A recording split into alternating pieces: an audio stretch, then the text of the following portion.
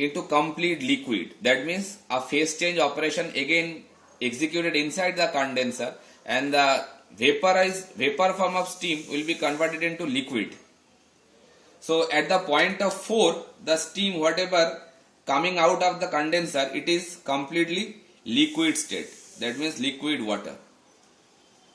Now that liquid water again need to be supplied to the boiler, otherwise it will not going to be a continuous process.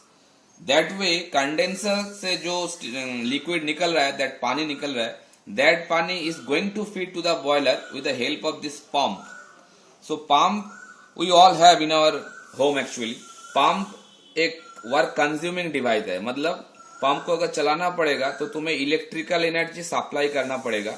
तो it will consume some electricity, by which काम क्या करेगा, electricity consume करने के बाद वो काम ये करेगा कि कोई भी लिक्विड की प्रेशर को बढ़ा देता है.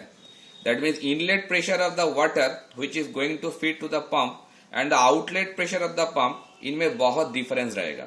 हाई प्रेशराइज्ड करके वो पंप पानी को फिर से बॉयलर तक पहुंचा देगा. ठीक है. तो जो प्रोसेस चल रहा है ये कंटिन्यूअस साइकिल है. ठीक है.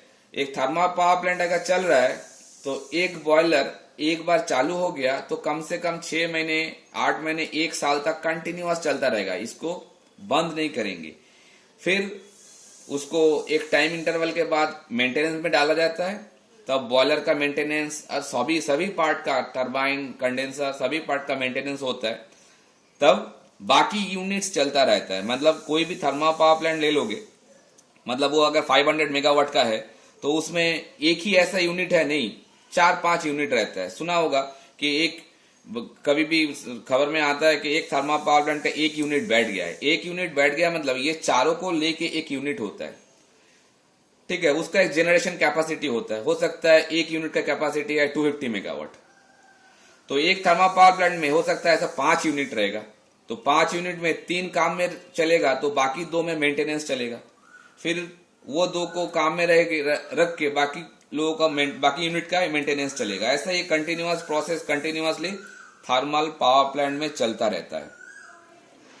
तो हम लोग यहाँ पे कंसेंट्रेट करेंगे इस बॉयलर पार्ट में और ये टरबाइन पार्ट में. जब ये टरबाइन बेसिकली स्टीम से चलता है, इसीलिए इस टरबाइन को हम लोग बोलते हैं स्टीम टरबाइन. और एक तरह की टरबाइन होता है जिसको हम लोग बोलते हैं हाइडल टरबाइन. मतलब पावर प्लांट ऐसा नहीं है कि थर्मल पावर प्लांट ही एक ही तरह पावर प्लांट होता है, ऐसा नहीं है. कुछ हिली एरिया में हाइडल पावर प्लांट भी होता है. हाइडल पावर प्लांट में क्या होता है, basically with the help of high kinetic energy of water the turbine is being rotated. पानी की रिजर्वर रहता है हिल की टॉप में, वहां से पानी आके हिट करता है टरबाइन ब्लेड में, फिर टरबाइन घूमना चालू करता है. ठीक है. तो हाइडल पावर प्लांट के बारे में हम लोग यहाँ पे डिस्कशन नहीं करेंगे. हम लोग जो भी करेंगे thermal power plant regarding boiler और टरबाइन. ठीक है. तो ये जो 1, 2, 3, 4 जो स्टेट पॉइंट मैंने दिखाया यहाँ पे, इसी स्टेट पॉइंट को अगर मैं एक थर्मोडायनामिक साइकिल में दिखाते हैं. थर्मोडायनामिक साइकिल सभी ने पढ़े होंगे. Basically the thermal power plant working on a Rankine cycle. सुने होंगे नाम कभी, रैंकाइन साइकिल. रैंकाइन साइकिल के ऊपर ये थर्मल पावर प्लांट काम करता है. तो इसको अगर हम लोग दिखाने चाहते हैं, सपोज ये ले लो तुम्हारा स्टीम डोम. स्टीम डोम दिखने में ऐसा होता है. ये स्टीम डोम भी बचपन में पढ़ाया गया है. तो मैंने लिया इसको टेम्परेचर एक्सिस और इसको लिया एंट्रोपी एक्सिस, T&S. अभी ये 1, 2, 3, 4 जो मैंने पॉइंट यहाँ पे दिखाए, यही पॉइंट को अगर मैं ये रैंकाइन साइकिल के ऊपर प्लॉट करना चाहूं तो कैसा दिखेगा. दिखेगा ऐसा. पहले ड्रॉ कर लेता हूं फिर एक्सप्लेन करता हूं. टेल मी वन थिंग, अभी ऑडियो क्या क्लियर है पहले से?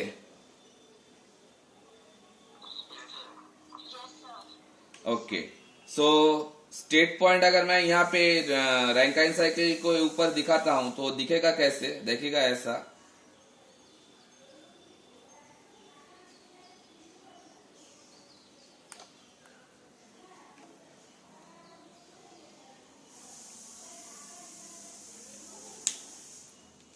तो मैं पॉइंट को नंबरिंग कैसे किया था, ये इसी के साथ मैच करके मैं नंबरिंग कर रहा हूं, 1 2 then 3 then 4।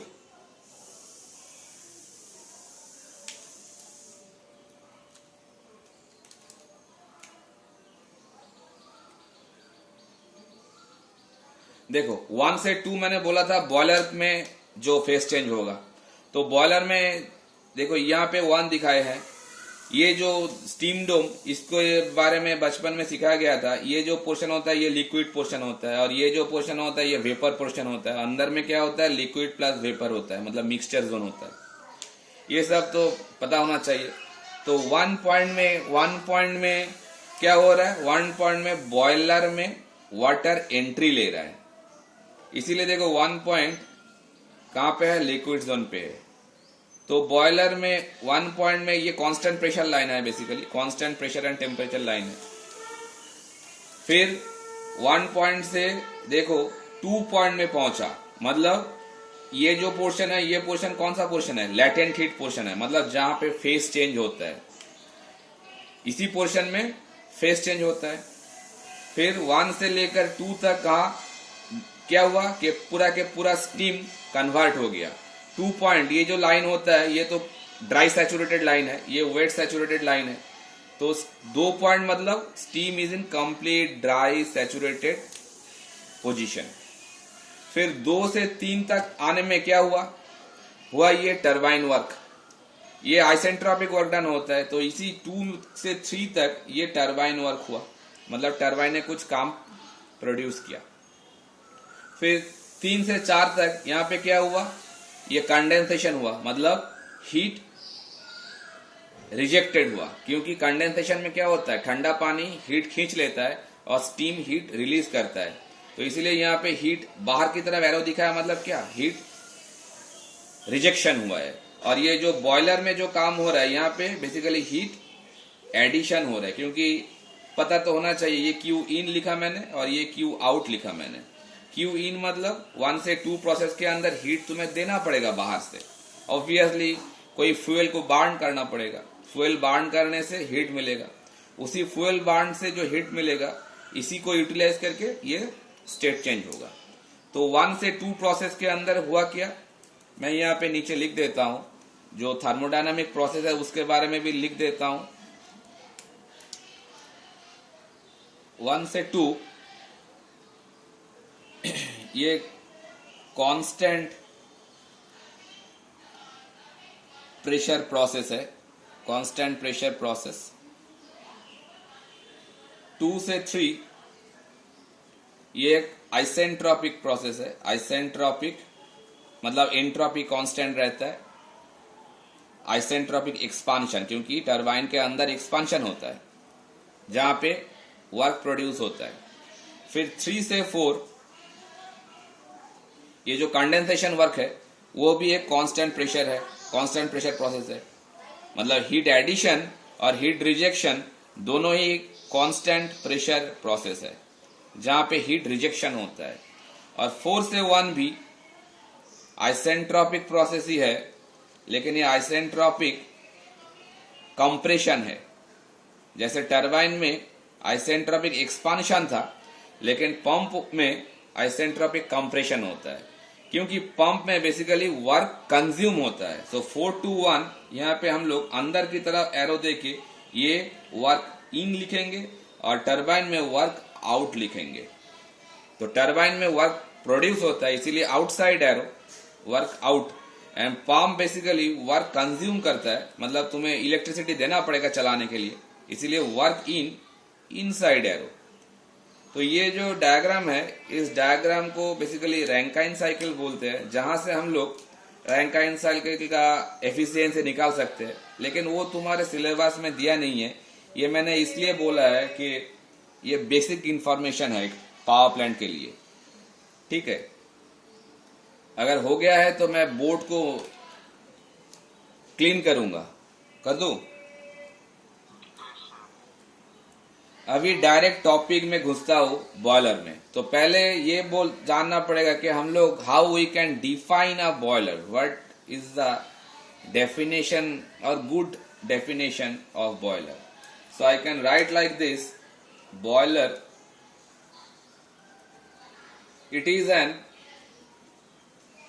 enclosed pressure vessel, enclosed pressure vessel where heat is generated,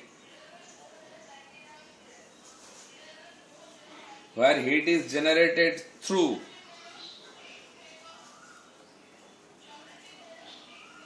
the combustion of fuel,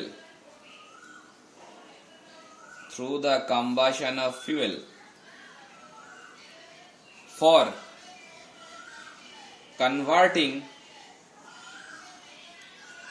water into steam. That is the definition of boiler in real words. It is an enclosed pressure vessel. Enclosed होना मांगता है, क्योंकि अगर ये enclosed नहीं होगा तो pressure जो भी तुम बना रहे हो वाटर से स्टीम, या अगर enclosed प्रेशर होगा तो ड्रम के अंदर बेसिकली प्रेशर ज्यादा रहता है, और प्रेशर अगर ज्यादा होगा तो बॉइलिंग पॉइंट भी रेज हो जाएगा. तो अगर ये स्टीम को एक ड्रम के अंदर कन्फाइंड रखना है तो प्रेशर वेसल को भी कन्फाइंड होना मांगता है. इसीलिए बोला है कि एक प्रेशर वेसल जो इनक्लोज होता है, क्योंकि उसके अंदर ही स्टीम स्टोर्ड होगा. ठीक है, वो बेसिकली होता है देखने में कैसे, ऐसे ड्रम की तरह देखने में होता है, ऐसा एक ड्रम की तरह देखने में होता है, जिसके अंदर ऐसे more than half portion is filled by water, और ऊपर ये स्टीम जमा रहता है. ये एक बॉयलर ड्रम की शेप ऐसा होता है. एक सिलिंड्रिकल वेसल है, सिलिंड्रिकल प्रेशर वेसल. ठीक है, इसी के अंदर वाटर से स्टीम जो कन्वर्ट होता है, स्टीम भी यहीं पे जमा होता है. अभी यहां से प्रॉपर पाइपलाइन से हम लोग स्टीम को लेके जाएंगे टरबाइन तक थ्रू अ नोजल. नोजल हमेशा रहेगा, क्योंकि नोजल ही बेसिकली वो काइनेटिक एनर्जी को बढ़ा देता है. ठीक है, फिर ये ड्रम से जो स्टीम निकलेगा वही हम लोगों को काम पे आएगा. तो ये एनक्लोज प्रेशर वेसल इसलिए जरूरी है जहां पे हीट जनरेट होगा through the combustion of fuel. ये कंबशन ऑफ फ्यूल काफी इंपॉर्टेंट होता है, क्योंकि ये फ्यूल तुम कैसे कंबशन करोगे उसी के ऊपर डिपेंड करेगा कितना हीट बन रहा है और कितना हीट तुम यूटिलाइज कर रहे हो. अगर जनरेशन कम होगा, हीट जनरेशन, तो ये स्टीम कन्वर्शन भी स्लो हो जाएगा. इसीलिए कंबशन काफी इंपॉर्टेंट होता है. जितना अच्छा कंबशन करोगे उतना अच्छा हीट जनरेट होगा और उतना अच्छा से स्टीम जल्दी बनेगा. इसीलिए ये fuel combustion is a very important part. ठीक है, तो ऐसे हम लोग डिफाइन कर सकते हैं बॉयलर को. तो और एक लाइन भी यहां पे लिख देता हूं, the volume of water increase करेगा. Volume of water increase 1600 times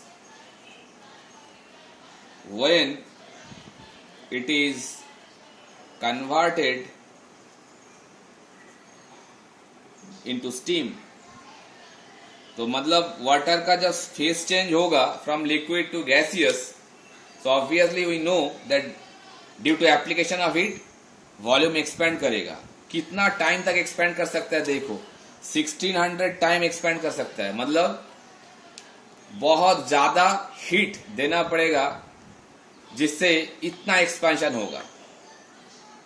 मतलब अगर कोई तुम्हें पूछता है कि what is the basic difference between a kettle and a boiler. Kettle मतलब जो तुम्हारे घर पे जो चाय बनाने के लिए हम लोग जो केटल यूज करते हैं, तो इस केटल के साथ बॉयलर का डिफरेंस इस वॉल्यूम एक्सपांशन से लगा सकते हो कि हमारा घर पे जो केटल से चाय बनता है वहां पे भी स्टीम बनता है, लेकिन that expansion can not be like 1600 times. That's why boiler is a huge steam generator, we can say. It obviously generates steam, but in terms of steam generated, it is generating huge amount of steam. a bulk amount of steam with a very high pressure also. Pressure is also a very important parameter. The pressure of steam which is coming out from the boiler, it can be like 80 bar. 1 bar, you know that 1 bar is nothing but 10 to the power 5 Newton per square meter. So that means 80 bar of pressure. It is also a very huge pressure. So that way the pressure of steam, the volume of steam, both are very, very, very high compared with other kind of steam generator. Okay. So it's a large scale steam generation in terms of pressure and in terms of volume also. Okay. So these are the basic definition or basic information regarding a boiler. Now coming to those particular part which we are going to discuss first. That means the different part of a boiler. Obviously boiler एक complicated system है. बहुत सारा unit को जोड़ के हम लोग boiler बनाते हैं. What are the system? तो next topic is boiler systems. Systems. क्या कौन सा सिस्टम को जोड़ के हम लोग बॉयलर बनाते हैं? First system is water treatment system. Water treatment system. Water treatment system किस लिए जरूरी है? क्योंकि जो पानी बॉयलर ड्रम के अंदर जाएगा वो पानी डीमिनरलाइज होना चाहिए. नहीं तो क्या होगा? नहीं तो होगा ये, उसमें जितना सॉल्ट्स रहेगा, जितना मिनरल्स रहेगा, वो उतना सेडिमेंटेशन डालेगा पाइप्स के ऊपर. इसीलिए हमेशा वाटर ट्रीटमेंट प्लांट होना चाहिए जिससे वाटर को ट्रीट करके डीमिनरलाइज करके फिर बॉयलर के अंदर डाला जाता है. डिस्टिल वाटर होता तो बहुत अच्छा होता, लेकिन डिस्टिल वाटर बनाने के लिए जो एक प्रोसेस है वो काफी एक्सपेंसिव होता है. इसीलिए डिस्टिल वाटर हम लोग यूज नहीं कर सकते हैं. लेकिन वाटर ट्रीटमेंट प्लांट होना ही चाहिए. नहीं तो तालाब से पानी या नदी से पानी डायरेक्ट दे देंगे तो प्रॉब्लम ये होगा, जो पाइपलाइन के अंदर से पानी गुजरेगा वहां पे काफी सारा सेडिमेंटेशन आ जाएगा, जिससे क्या होगा, पाइप का क्रॉस सेक्शन एरिया धीरे धीरे कम होता जाएगा. इसीलिए डिमिनरलाइज और अच्छा प्यूरिफाइड वाटर डालना पड़ेगा बॉयलर के अंदर. इसीलिए वाटर ट्रीटमेंट सिस्टम होना चाहिए. फिर आता है feed water system. Feed, yes,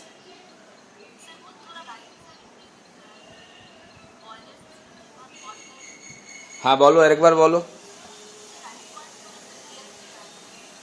board দেখা যাচ্ছে না.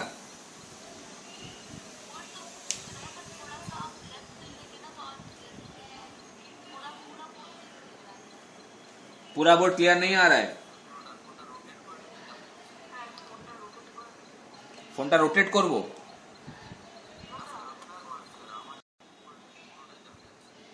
হ্যাঁ তাহলে रोटेट করে নাও না. जिसको दिक्कत हो रहा है वो एक बार फिर से कारण बोलो, मुझे समझ में नहीं आया.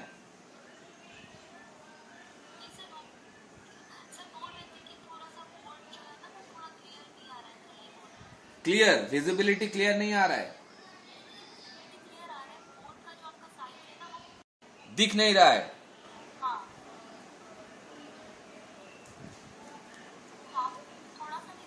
ये वाला साइड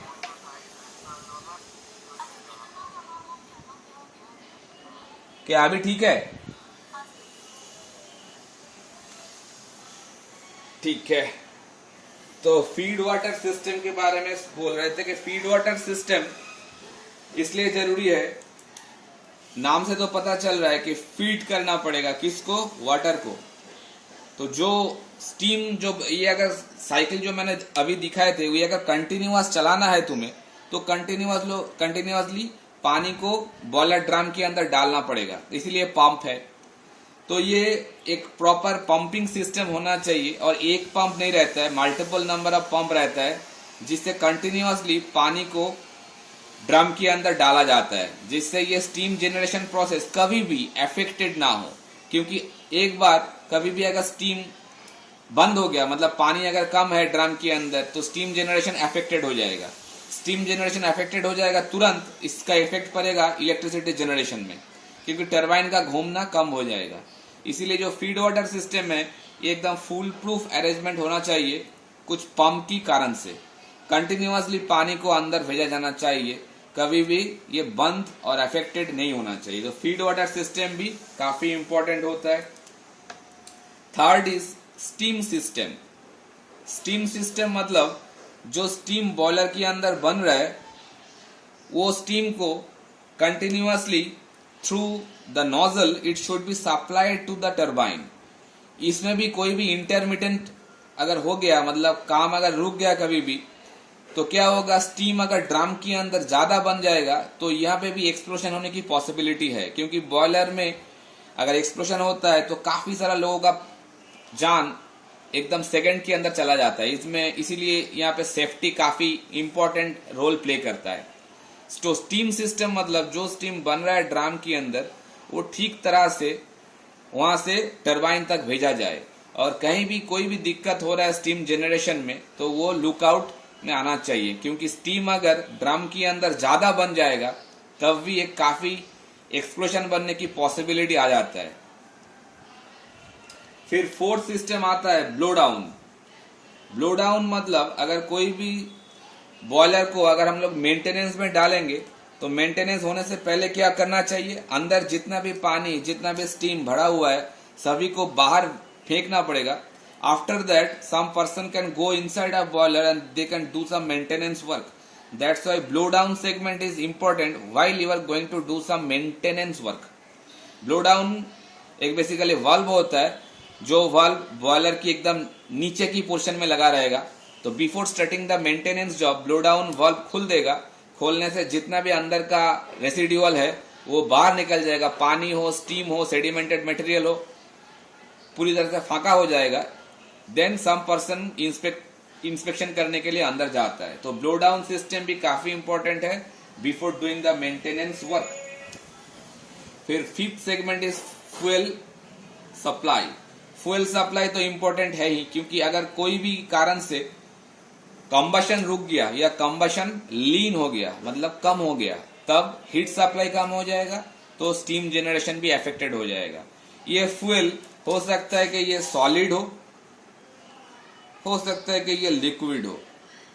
सॉलिड फ्यूल के कारण हम लोग कोल को यूज करते हैं, और लिक्विड फ्यूल काफी सारा पेट्रोलियम ऑयल है, डीजल भी यूज किया जाता है। लेकिन लिक्विड फ्यूल इग्निशन स्टार्ट करने के लिए यूज होता है, कंटिन्यूअस चलाने के लिए maximum time solid fuel use होता है जो बेसिकली कोल होता है। कोल ही मैक्सिमम केस में यूज होता है क्योंकि ये कंपैरेटिवली चीपर है देन द लिक्विड फ्यूल।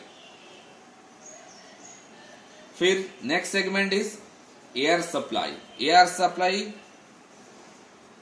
काफी क्रूशियल है, क्योंकि अगर कंबशन के लिए हम लोगों को पता है कि एयर कंटिन्यूअसली सप्लाई होना पड़ेगा। अगर कभी भी एयर सप्लाई रुक गया तो कंबशन धीरे धीरे बंद होता जाएगा। और ये एयर सप्लाई करने के लिए कुछ मैकेनिज्म्स भी है। एक होता है ये नेचुरली हो, नेचुरल सर्कुलेशन होता है, और एक होता है आर्टिफिशियल जो मैन मेड होता है। तो दोनों का ही कारण यही है कि air continuously should be supplied inside the combustion chamber by which the combustion continuously work perfectly. अगर कंबशन अफेक्टेड हो जाएगा तो कंबशन भी रुक जाएगा। इसीलिए एयर सप्लाई कंटिन्यूअसली ठीक तरह से होना चाहिए। इसके बारे में हम लोग बाद में भी देखेंगे। फिर आता है फ्लू गैस सिस्टम। ये FLUE फ्लू, हाँ, फ्यूल नहीं है, फ्यूल तो ऊपर चला गया, ये फ्लू है। फ्लू गैस मतलब आफ्टर कंबशन जो गैस बन रहा है उस गैस में तो काफी सारा हीट है। वही गैस हम लोग यूटिलाइज करेंगे किसके लिए, वाटर से स्टीम में कन्वर्ट करने के लिए। इसी ये हॉट आफ्टर कंबशन गैस जो निकलता है उसी को हम लोग बोलते हैं फ्लू गैस। ये फ्लू गैस है after combustion gas. After combustion जो गैस बनता है उसी गैस को हम लोग बोलते हैं फ्लू गैस। ये फ्लू गैस ही बेसिकली हीट एक्सचेंज करेगा पानी के साथ। तो ये फ्लू गैस कहां से बन रहा है, जो जहां पे कंबशन हो रहा है वहां से बन रहा है। बनने के बाद वो गैस ठीक तरह से जो पाइपलाइन से फ्लो होना चाहिए हो रहा है कि नहीं हो रहा है वो भी देखना पड़ेगा। और हीट एक्सचेंज करने के बाद वो गैस कहाँ जाएगा? थ्रू द चिमनी एटमॉस्फेयर में चला जाएगा, क्योंकि कंटिन्यूअसली इजैकुलेशन तो होना पड़ेगा। नहीं तो अगर गैस बन रहा है उसको अगर बाहर नहीं भेजेंगे तो वो कंबशन अफेक्टेड हो जाएगा। ठीक है, तो ये जो फ्लू गैस बन रहा है वो बनने के बाद बॉयलर के अंदर घूमेगा, जितना देर तक घूमेगा उतना ज्यादा हीट एक्सचेंज करेगा। फिर उसके बाद उस गैस को हम लोग बाहर भेज देंगे एटमॉस्फेयर में थ्रू अ चिमनी। तो ये बनने से और निकलने के अंदर कहीं पे भी इसका जो सिस्टम है ये विघ्नित नहीं होना चाहिए, मतलब अफेक्टेड नहीं होना चाहिए। तो ये जो 7 सेगमेंट बोला, इसी 7 सेगमेंट को जोड़ के एक बॉयलर बनता है। ठीक है, इसी पूरा के पूरा सिस्टम को चलाने के लिए बहुत सारा इंपॉर्टेंट कंपोनेंट्स बॉयलर में है, जिसको हम लोग बोलते हैं माउंटिंग्स और accessories. Mountings and accessory. Mountings और एक्सेसरीज का काम ये होता है कि ये जो 7 सिस्टम मैंने बोला, ये 7 सिस्टम कहीं पे भी कुछ अफेक्टेड ना हो, ठीक तरह से काम करने के लिए ये माउंटिंग्स और एक्सेसरीज बॉयलर में लगा होता है, जो हेल्प करता है। ठीक है, तो ये माउंटिंग्स और एक्सेसरीज क्या होता है वो फिर जानना पड़ेगा, क्योंकि माउंटिंग्स और एक्सेसरीज से काफी सारा क्वेश्चन शॉर्ट नोट्स आता रहता है एग्जाम में। तो सिंप्लीफाइड वे में अगर बोले तो mountings are those devices which basically helps to run the boiler safely. फिर से रिपीट करता हूं, mountings are those devices which basically helps us to run the boiler safely. हर कुछ जो भी मैं बोल रहा हूँ सब कुछ बोर्ड में लिखने से टाइम काफी चला जाएगा, इसलिए कुछ कुछ मैं डिक्टेशन की तरह दे दूंगा। तो माउंटिंग्स वो डिवाइसेस है which basically helps us to run the boiler safely, मतलब सेफ्टी के साथ जुड़ा रहेगा ये माउंटिंग्स। हाँ, तो ये माउंटिंग्स जुड़ा रहेगा सेफ्टी के साथ, और ये एक्सेसरीज जुड़ा रहेगा इंक्रीज द एफिशिएंसी, एफिशिएंसी को बढ़ाने के लिए, इंक्रीज द एफिशिएंसी। तो इन एक्सेसरीज अगर ठीक से काम नहीं करेगा तो बॉयलर का एफिशिएंसी ड्रॉप हो जाएगा, लेकिन काम करेगा, सेफ्टी भी मतलब मेंटेन रहेगा। लेकिन माउंटिंग्स अगर कोई भी माउंटिंग्स फेल हो जाएगा, मतलब काम नहीं कर रहा है, तो सेफ्टी में क्वेश्चन मार्क आ जाएगा। मतलब without mountings, without a single mounting you should not run boiler at all, but without accessory you can run a boiler, but efficiency will drop down, but it will run safely. Understood? जो भी बोल रहा हूं अगर किसी को समझने में दिक्कत हो रहा है तो बोलो।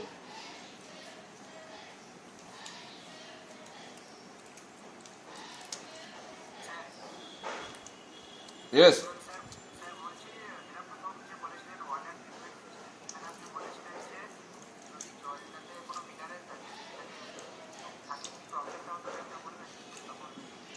if the water coming with lots of minerals with it or lots of salt with it, what will be the problem?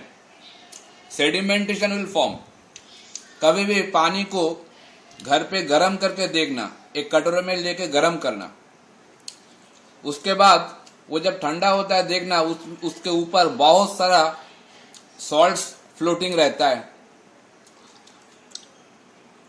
ये जो सॉल्ट्स है ये बेसिकली पानी के अंदर है। अभी ये बॉयलर की जो ट्यूब के अंदर से कंटिन्यूअसली सर्कुलेट करेगा, तो ये सॉल्ट्स सेडिमेंटेशन की तरह पाइप की अंदर में जमा होता रहेगा। सो कंटिन्यूअसली सेडिमेंटेशन होने से क्या होगा, पाइप का जो इंटरनल डायमीटर है वो इंटरनल डायमीटर धीरे धीरे धीरे धीरे छोटा होता जाएगा। तो जितना छोटा होगा उतना पानी को फ्लो करने में दिक्कत होगा। That is the problem we have to avoid. इसीलिए वाटर ट्रीटमेंट प्लांट होना जरूरी है, नहीं तो ये प्रॉब्लम आ जाएगा।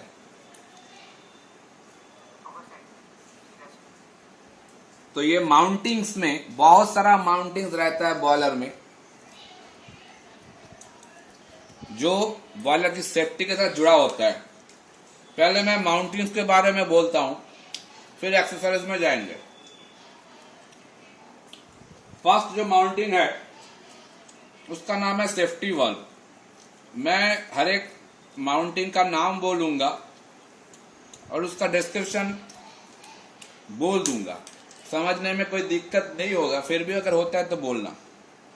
Safety valve are those devices which basically deals with the pressure of the steam। जो हम लोग प्रेशर कुकर में लगाते हैं, प्रेशर कुकर के ऊपर में देखना एक सेफ्टी वाल्व रहता है जिसको हम लोग बोलते हैं डेड वेट सेफ्टी वाल्व। सबके घर में तो प्रेशर कुकर रहता है, देखे होंगे कि प्रेशर कुकर के अंदर जब प्रेशर ज्यादा हो जाता है तो वो सेफ्टी वाल्व ऊपर उठ जाता है और प्रेशर रिलीज हो जाता है। प्रेशर रिलीज होने के बाद तुरंत वो वाल्व फिर से बैठ जाता है उसके सीट के ऊपर, देखे होंगे। तो वैसे ही सेफ्टी वाल्व बॉयलर में भी रहता है। बॉयलर में ये डेड वेट भी रहता है और स्प्रिंग टाइप भी रहता है। स्प्रिंग टाइप सेफ्टी वाल्व ये भी रहता है और दोनों को भी लगाना पड़ता है। मतलब ऐसा बहुत सारा बॉयलर है जिसमें दोनों ही है। दोनों देने के कारण ये है कि और ज्यादा सेफ्टी मिलता है। एक अगर फेल करता है तो दूसरा काम पे आ जाएगा। तो सेफ्टी वाल्व का काम ये होता है, if the pressure of the steam is raise to the और cross the maximum limit.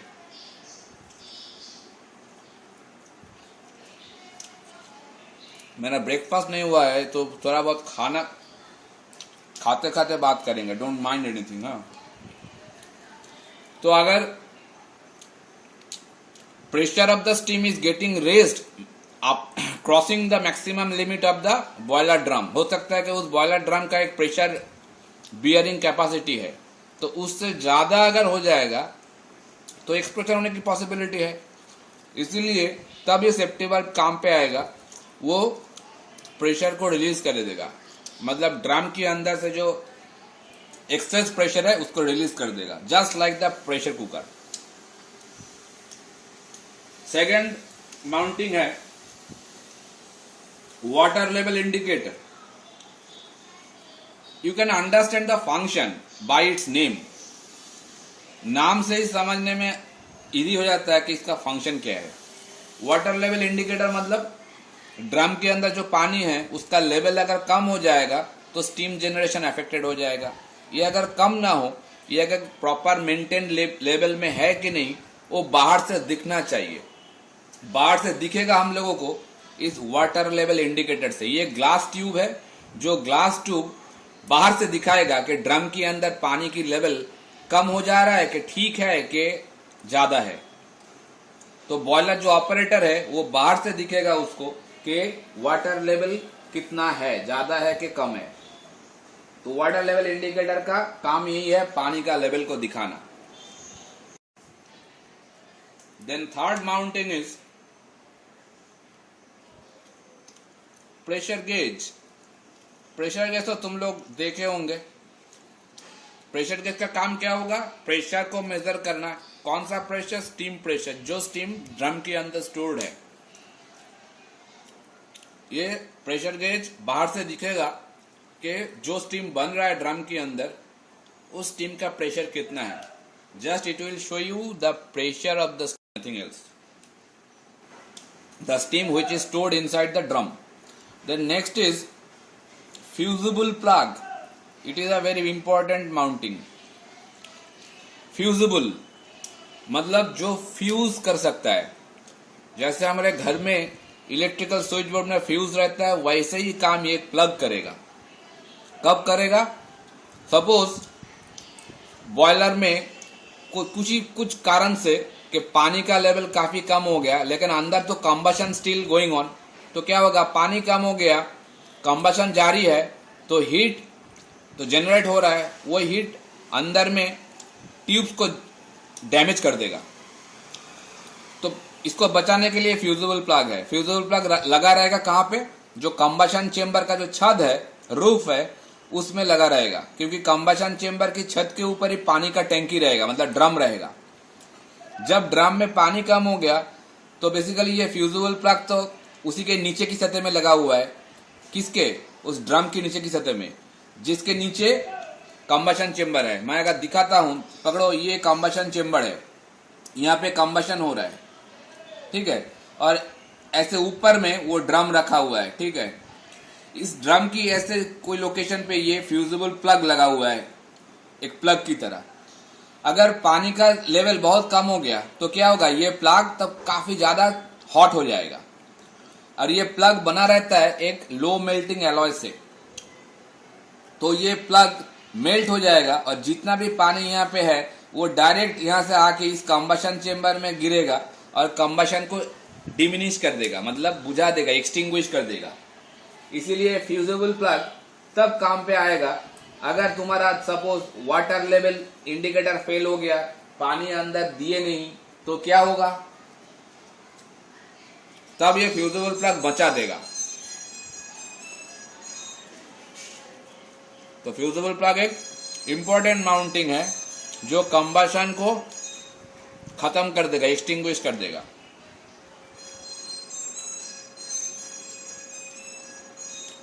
Then next mounting is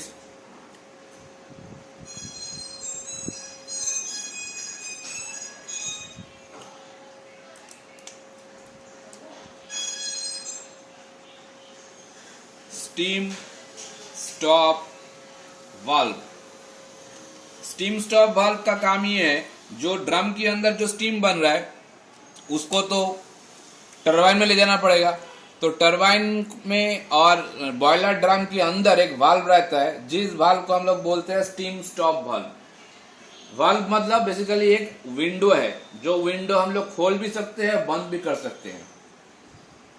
तो स्टीम स्टॉप वाल्व खोल के हम लोग स्टीम को ड्रम से लेकर टरबाइन तक ले जाएंगे, और उसको अगर बंद कर देंगे तो स्टीम नहीं जाएगा।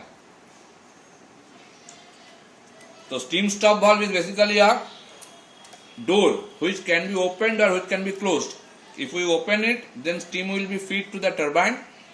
If we close the steam stop valve, then the steam will be cut off. It will not go to the turbine.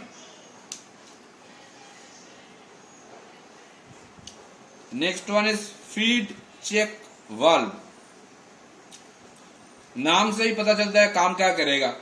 Feed check valve मतलब जिस वाल्व के थ्रू हम लोग पानी को ड्रम के अंदर भेजेंगे, मतलब ये वाल्व खोलेंगे तो पानी ड्रम के अंदर चला जाएगा।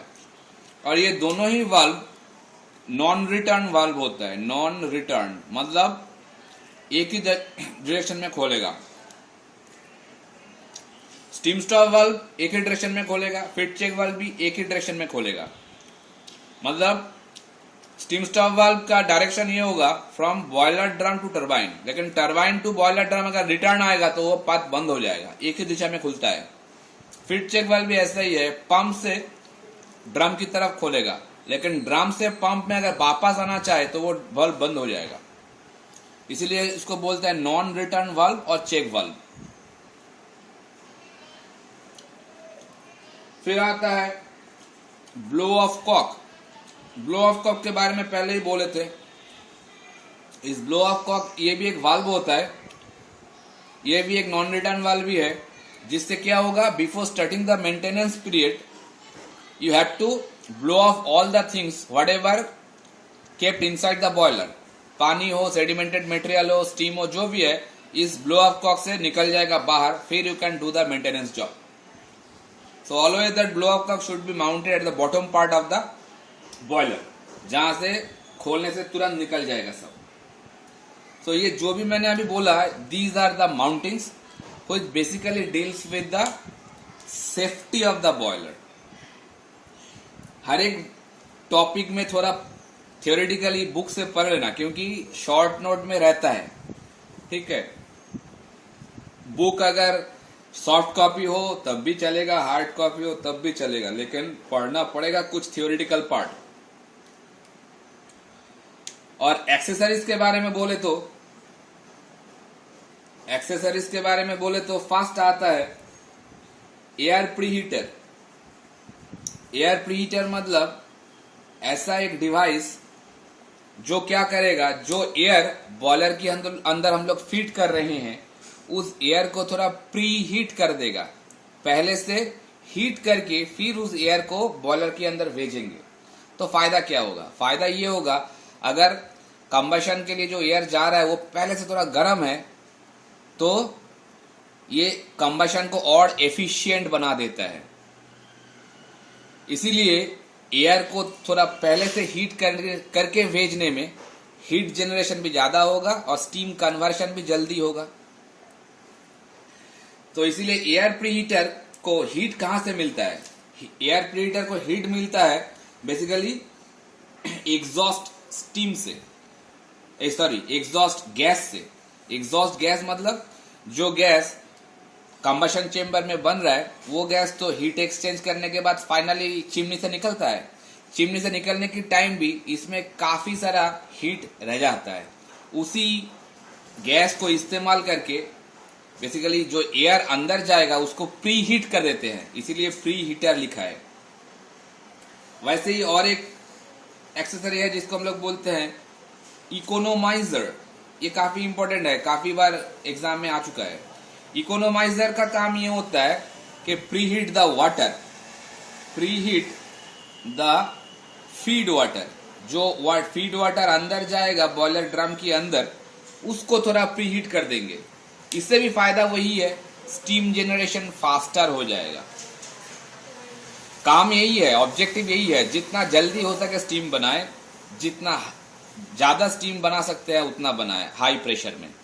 तो अगर जो पानी जा रहा है उसको थोड़ा प्रीहीट कर देंगे तो भी स्टीम जनरेशन फास्टर हो जाएगा। ये प्रीहीट भी होता है एग्जॉस्ट गैस की हीट से, अलग से कोई हीटर नहीं लगा रहेगा।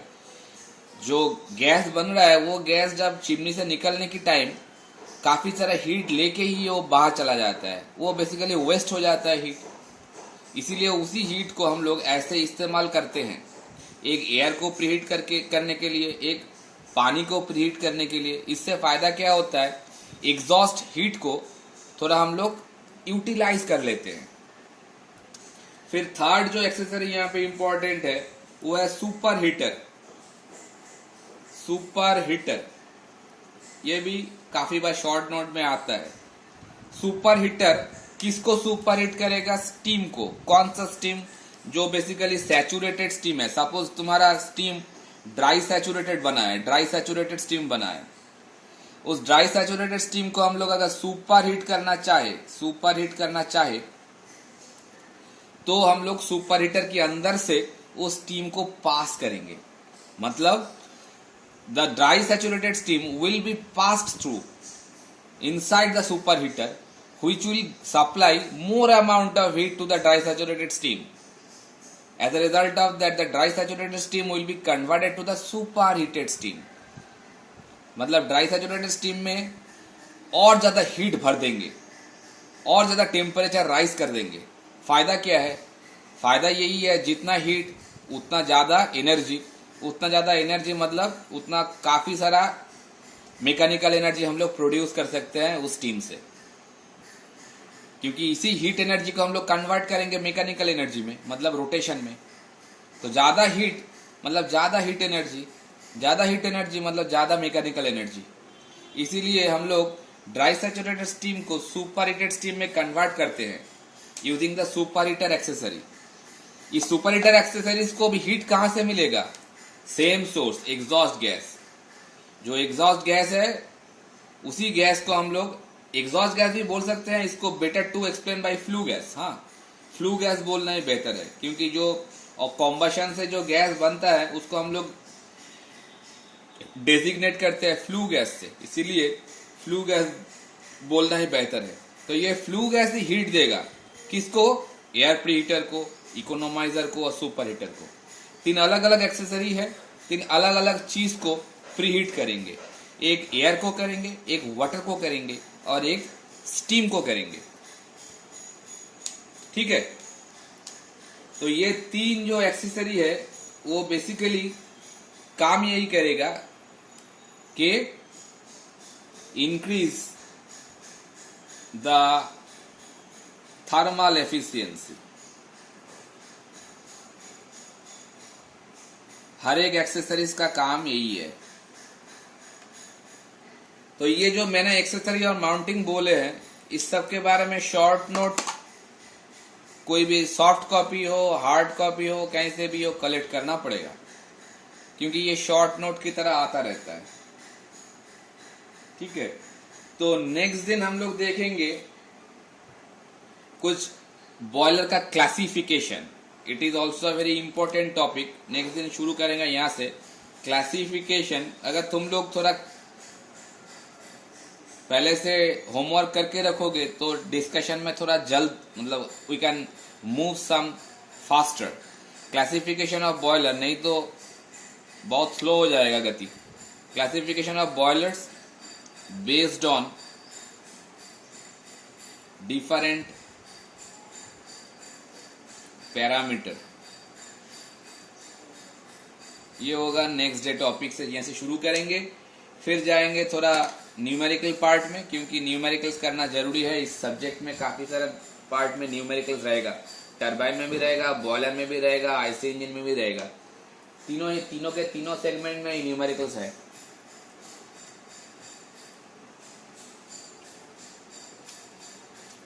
अभी तक जो डिस्कशन हुआ, किसी को अगर प्रॉब्लम है तो बोलो।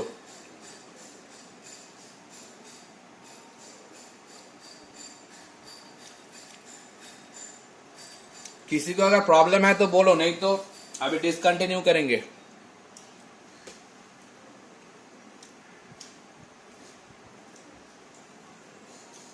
সিআর আছো না চলে গেছো? হ্যাঁ, যে দুজন সিআর আছে, যে দুজনের মধ্যে যে কোনো একজন ওই কাজটা করো। যে কজন ক্লাসে ছিল তাদের রোল নাম্বার আর অ্যাটেন্ডেন্সটা, মানে নাম with roll number, prepare a excel sheet, এই কজনের নাম আর রোল নাম্বারটা আমাকে গুগল ক্লাসরুমে শেয়ার করো। बोला गया? ओके, चलो आज के लिए इतना ही। फिर हम लोग मिल रहे हैं नेक्स्ट थर्सडे, नहीं नेक्स्ट वेडनेसडे मिलेंगे। कोई प्रॉब्लम है? क्योंकि हफ्ते में 2 क्लास लेना पड़ेगा। I have selected Wednesday and Thursday. कोई प्रॉब्लम है? हाँ, सेम टाइम ही रहेगा, 10 बजे से। Okay, then we will continue on next Wednesday, same time. I will share the Google link again on the Google Classroom. In between, if you feel any kind of problem regarding the subject, then you can communicate with me through WhatsApp or Google Classroom.